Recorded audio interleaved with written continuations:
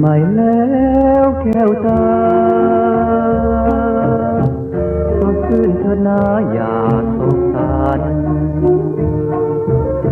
เรื่องความคุณของน้องใจการให้ปีเข้านานออกพาไปที่ไม่แล้วคนดีขอจงสุขีจิตแจ่มใสมีความคิดต้องการสิ่งใดก็ขอให้ได้ตั้งใจขออายุยืนยาวมันวันนั้นขาวพอสุขะสุขสมพรภาระห่างโผยพายที่ไม่แล้วแก้วตาพระเขานั้นนาจงแจ่มใสเดือนปีผ่านคนหมุนวนไป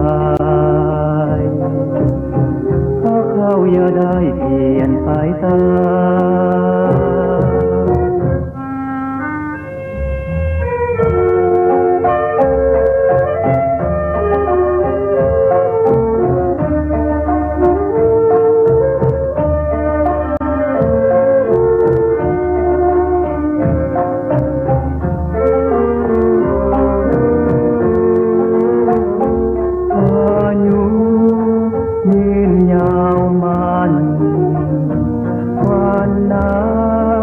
นั้นขาวพอ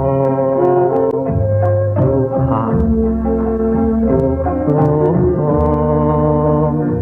ภาระห่างโผยพายที่ไม่แล้วแก้วตาพระเขานั้นนาจงแจ่มใสเดือนปีผ่านคนหมุนวนไปก็เขาอย่าได้เปลี่ยนไปตา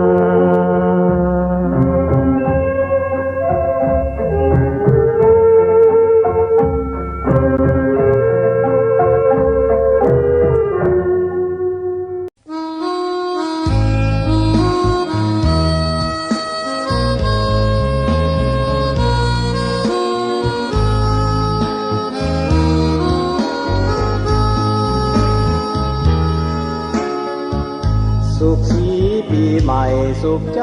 น้องพี่โปรดจงได้มีราศีสูงส่ง